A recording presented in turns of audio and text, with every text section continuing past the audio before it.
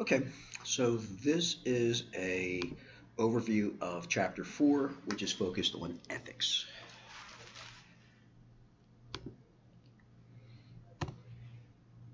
Information ethics. So information ethics is actually probably one of the biggest topics going on right now in the IT industry or the IT world. Um, what we're seeing is, we think one of the things that's happened over a period of time is that the ability to collect and process and use information, collecting data, turning it into information, and then making that actionable, has really grown. In a phenomenal fashion. It used to be this was, the information was only, within the domain of an organization within its business processes. But now, with the rise of social networks, the rise of universal internet access, the rise of mobility and smartphones, what we're seeing is that the ability to gather information, of in fairly detailed information, and information that can further on be processed and analyzed and patterns established is beyond I think beyond I think what the people's original understandings of this stuff is. So what's happening is more and more there's this ability of organizations to gather information, to use it, um, is an area that is becoming very of a lot of interest on, both in terms of regulatory, in terms of your social interactions of people. People, the idea of privacy. Privacy is, you're seeing more and more of like large providers like Facebook and Twitter and Apple and Google, are starting to come to the realization that uh, they have the expectation is that they bear a very large responsibility for the use of the data that they are capturing. And a lot of what we're seeing now is particularly some of the stuff is a byproduct of the 2016 election, but there's other things as well. Right. So this idea of information ethics, information wields tremendous power, and I think there's becoming a growing understanding about that. All right. So the idea is that organizations must ensure that they collect, capture, store, and use information in an ethical fashion. All right. So, ethics, as we would define them, the principles and standards that guide our behavior towards other people. All right. Information ethics, is kind of a focus of that. Focuses on the ethical and moral issues arising from the development of use of information technologies, and the creation and use of data, of information itself. Um, this idea of information ethics, used to be focused very much on things like copyright, sort of like intellectual property rights, which is still there. But now we're seeing a much broader application of this stuff. So it's a combination of both, our traditional, what we're focused on in terms of making sure that if you create a product that you own, that your intellectual property rights are maintained and defended. But in addition, just the fact of interaction and the ability to capture people's day-to-day activities and being able to analyze that and turn that into something that could be used as a marketing or influencing tool is a big issue. All right. So the idea is, we say here, 500,000 jobs are lost to hackers due to intellectual property loss, or counterfeit and pirated software. So we've seen a lot of, that's kind of like a little bit of the older stuff, but now, as I said, now we're more into the issues around privacy and influence. And if we look at our diagram here, kind of balancing the idea, if you have, you kind of counterbalance, ethical, which is the principles of behavior towards people, and legal, all right, which is obviously bounded by regulations and laws.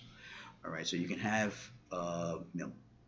balance between, you can have situations where your use of information would be both legal and ethical, and then and all other combinations. But you can have things that are legal but not necessarily ethical. things that are illegal but could be considered ethical, or as we say in our upper right quadrant here, things that are both illegal and unethical. Right? So the way this stuff is, from an organizational perspective, the way this stuff is established is through the idea of the establishment and governance through policies. All right, so we say we call them e-policies. I mean, obviously dealing with uh, policies as they relate back to information and the use of information. So there's a couple different ones.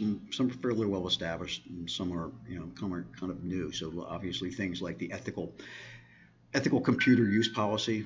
Basically what are the established acceptable uses. The information privacy policy. How information can be used.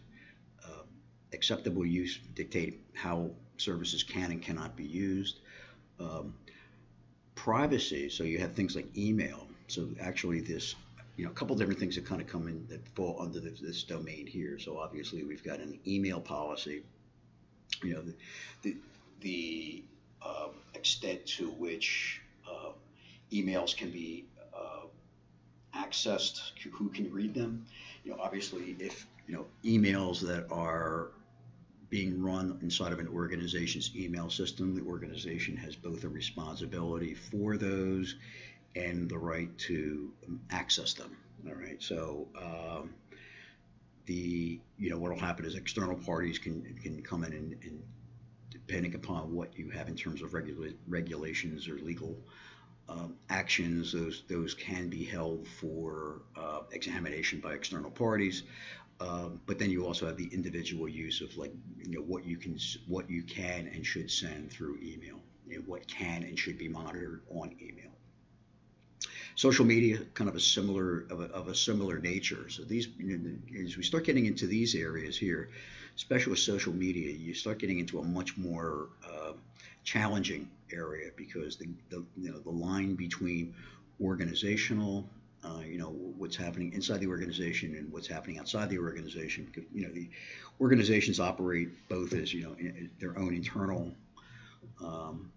operations and focus, but in addition, they also operate inside of a society, and in a society which is now has very impacted by social networks and social interactions. All right, so creating a social media policy of who can do what type of online communications. The challenge is what's the line between personal and private, and organizational. Where does that occur, and then what should be covered within that? So it's challenging for a lot of organizations. You've seen some organizations that put some stuff out there, but by the same token, this is still being subject to it's still evolving. So it can be subject to evaluations, legal challenges, and rulings which can have impact upon this stuff. And then third, workplace monitoring. This is designed with the rights to monitor employee behavior. This is actually an area which is becoming very much a focus area, particularly for what should an organization monitor? Because quite frankly, they can monitor everything. They can monitor employees from the moment they walk in the door to the moment they walk out the door. They can monitor movements. They can monitor keyboard activities. They can monitor, basically anything an employee would do. And the information can be captured, information can be processed, analyzed, and used to from an evaluation perspective. So this area right here is one of, and there was an article a couple of years ago dealing with Amazon. Amazon had some very significant, we're being called to task for a lot of what some of their procedures, internal procedures around work monitoring, monitoring what people were doing and their efficiency, effectiveness, and used as from an HR perspective. So there's a lot of big things, that have really come into play. Some of which are, pretty, some things are pretty well established. Other ones are still being, evaluated, understood, exactly what the implications of a lot of these things are. So this is we talk about the Fair Information Practice Principles. All right. So this is some guidelines which have been established around how organizations should um, deal with consumer information. All right. So they call it the Fair Information Practice Principles.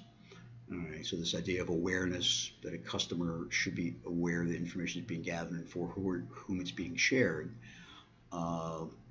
Consent. That consent should be given the option to not gather the information, access, whatever's been gathered, the what information that has been gathered um, should be available for a consumer to uh, review, evaluate in terms of, should we say, in terms of completeness and accuracy. Security, that whatever information is collected, it's A, accurate, but B, it's also secured. All right. And we've seen time and time again that where information has been gathered, the Equifax um, breach over the past that's been playing out over the past year. So it was a classic case of tremendous amounts of sensitive information which was not well handled and not protected, and was, as a result, information was lost, and sensitive information was exposed. So a lot of this stuff is and these are principles. So this is not law in the terms of a legal binding, but these are basically guidance around best practices. Now, one of the things that happens is, and we're seeing more and more of this, is that this is being held up for challenge, because I think what's happening is more than anything else, there's a growing understanding of the value of information and the importance of information, especially in a modern social network driven society. All right, so there's a clear difference between, if you look at the way the United States does stuff and the way Europe does stuff, the EU. In the United States, consent is implied. All right, so if you log on to something, it is assumed, unless you say you do not want to release access to information, that information can be collected from you. In Europe, it's actually the opposite. All right, so the assumption in Europe is that no information can be gathered unless an individual gives consent. All right, so this has actually been there's a big difference between how these happens on both sides, between the United States and EU. Google is now facing some pretty significant challenges in Europe in this area, because quite frankly, Europe, Google's business model is built around the collection of data, and what's happening is they're being challenged to make sure that people are providing consent, that consent can be verified, documented, renewed on an ongoing basis, and people are very much aware. So this is something that's in process right now. This is an evolutionary thing that we're still continuing to work our way through, but it's something that's going to be extraordinarily impactful over the next few years. Now, legislation, another approach, or actually one of the big areas around ensuring information privacy is to basically write laws, establish regulations around this. All right, so this is a list of some of the better known ones. Fair Reporting, Fair Credit Reporting Act in 1970, Freedom of Information Act also in 1970, Children's Online Privacy Protection, HIPAA, which was 1996, and then Sarbanes-Oxley. So these are all regulations that are focused specifically on information and security and privacy. One of the challenges with legislation is that it's not the quickest thing in the world. All right, so if you look at these dates, you'll see that these are fairly old. I mean, some of these are 40, 50, closing in on almost 50 years old, in terms of Fair Credit Reporting and Freedom of Information Act. So, and what happens is technology is accelerating, well beyond, what was happening in 1970. So, one of the challenges is trying to write a law dealing with specific situations at particular points in time that over what happens will change as things are shifting and things are moving. So so it's hard to really say legislation is the right example. It's actually it's clearly part of the it's going to be part of a remedy or part of an approach to how do you gain control over this. But historically it's difficult to get legislation to write it so it precisely meets the needs of a particular situation or can accommodate changes as things move ahead. Right? So it's so very important, but also not necessarily a cure for everything. So from an organizational perspective, the idea of from a manager's role, a manager's role is really, is dealing with information, dealing with the management of information, is understanding, what the potential impacts of these things are, in terms of financial performance, in terms of things like revenue, in terms of, reputation, in terms of other types of costs associated with it. Understanding all of this stuff and the implications of these things. So one of the things that it's becoming more and more important. It's not information is not necessarily a sideline of an organization, but is actually becoming really the life's blood of the organization. And I think the recognition of that and putting the appropriate support organizations and the resources in place to manage this stuff is becoming more and more of an issue for managers. And then we have the question of security. So security is a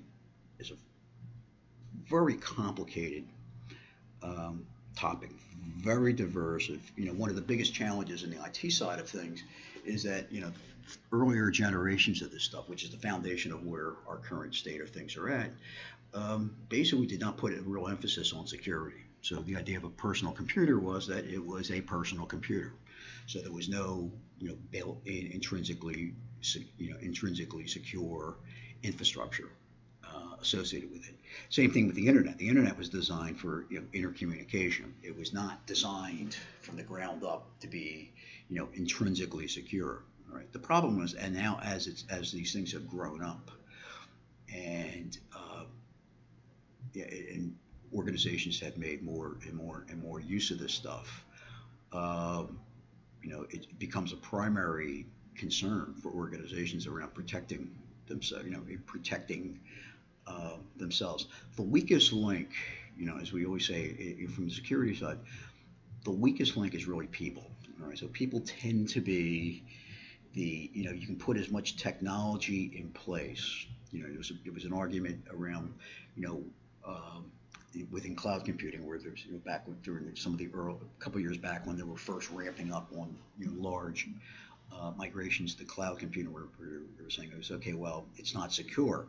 Well, what's happened is organizations like Amazon, AWS, and Microsoft, they've created a lot of security that have been baked into the technology.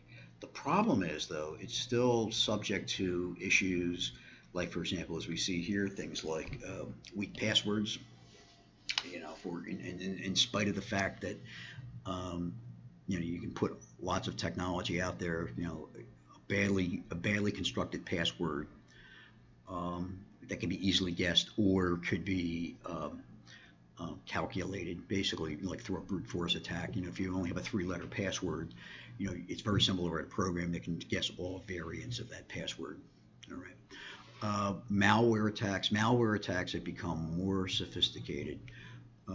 Something we call advanced persistent threats. So what will happen is it is very smart malware, which will get into a machine and can be actually programmed remotely to be able to capture information, monitor, infect other machines. A lot of different capabilities with the idea of also hiding itself being very adaptive and being able to hide. Phishing and social engineering. Um, Phishing is basically deals with using email targeted emails that look to be from legitimate sources, but in actuality hide viruses. All right. Um, or hide some type of malware, or can just simply be used to gather information. So a lot of times what you'll do is you'll get something that appears to come from like from Amazon, saying, "Hey, we want to verify your account. Just you just key in your password here." And what's happening is that the reality is it's actually just capturing your password. All right, so that's phishing. Spear phishing is so phishing is kind of a broader approach. Spear phishing is actually where you focus on it. Where somebody will actually, an attacker will go out and actually research, and identify an individual, identify, you know, contacts, check through social networks, identify contacts, and then send what really appears to be a very legitimate email, but in actuality is basically hides malware. Basically, this is the going back to 2016, the attack on the Democratic organization back in the summer of 2016 was a phishing. It was thought to be a phishing attack. Was the way access was initially gained. And then social engineering. So social engineering is basically not technology. So you can have encryption, triple encryption, quadruple, quintuple encryption, but if you can just ask somebody to give you their information, their credentials, and you can convince them, and that can happen, then that becomes a pretty direct way of getting it, and actually surprisingly effective. So there's a lot of stuff that's been developed over the years. Some of which are technical, some of which are non-technical. Right? And then finally, we talk about ransomware, which is actually more of a modern, a modern attack method where where what will happen is an attacker will basically encrypt all of get onto a machine, encrypt all of the data, or get into an organization, encrypt all the data, and then offer the key to decrypt everything, on the price, for a price. So we're seeing this is but this is simply a modern attack. But quite frankly, when we come up with resolutions around what to do with ransomware, then something else will come up. All right, so the idea is within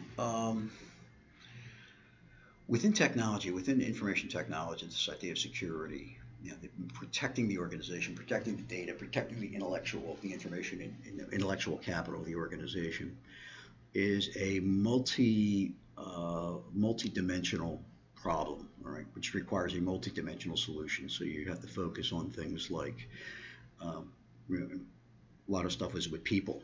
A lot of stuff is providing different kinds of authentication, basically what we call multi-factor authentication. So rather than simply depending upon a password, it requires on a combination of what you have, what you know, and what you are. Is this kind of we say this multi-factor authentication. So for example, when we talk about what you know is a password. All right. Um, what you have would be, say, for example, if you have your cell phone, a cell phone number, what will happen is you're seeing more and more of is a lot of these sites will ask you to confirm a reference code that is sent to your phone number. Right? You get a text, it gives you a code, you enter that. That becomes the second factor. Or another case would be that what you are would be something like a biometric, so like a retina scan or something of that, fingerprint, something of that nature. So the idea is we're not, from a people perspective, we're not simply just using a password, but we're using multiple things, and in addition, a huge emphasis on educating people and making people aware of how these things work and trying to simplify it. It's ease of use. One of the big problems you run into with security is the fact that it takes an additional step, and people do not want to take the additional step. It takes an additional 2 steps or 3 steps. So the idea is trying to make it simple, trying to embed it into it, and making it simple and straightforward. And in addition, making it effective. All right. So data, this idea from a data perspective, this idea of firewall. So firewall is a device that sits between a network and the internet and the intranet. It sits between the external internet and a device on the internet. All right. And what it does is it filters traffic. It looks, it evaluates what comes in, what should be allowed to pass through versus what should be stopped. All right. Encryption of data ensures that if you access the data, would be unreadable unless you have a key. All right. So what you see is encryption is, you talk about encryption of data that's at rest and data that's in flight. So data that's in rest is data that's sitting on a disk drive on a server or a desktop or a laptop or a phone.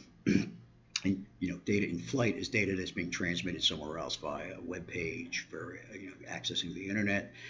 And the idea is having security so that can handle both data as it sits in a storage, or if it's being transferred from place to place. It's always under security, and that's what encryption is used for. All right, and then attacking, the ability to have what we call intrusion detection. You monitor traffic and you look for behaviors. More and more, what we're seeing is, especially with these APTs, advanced persistent threats, is that the attacks are, the way you monitor, the way you detect an attack is looking for certain behaviors. So it's not like, for example, with antivirus, it works as what they call a signature. All right, so what will happen is you can scan the entire disk drive and try to match something up against something, a signature of a file. That can be, would identify, a virus or, some sort of malware. What we're seeing more and more is that it's behavior of malware that you need to do, because by just looking and scanning the machine, you will not necessarily see it. It's become very sophisticated and can hide very well. So the idea is you're looking for behaviors of things. So this, what we call intrusion detection, which is like kind of sits there and watches things, and when it sees things that do not or matches a certain behavior or does not match a certain behavior, then it will send an alert around that. So this becomes more and more of basically the way security is moving ahead in the future. And that is it. Chapter 4.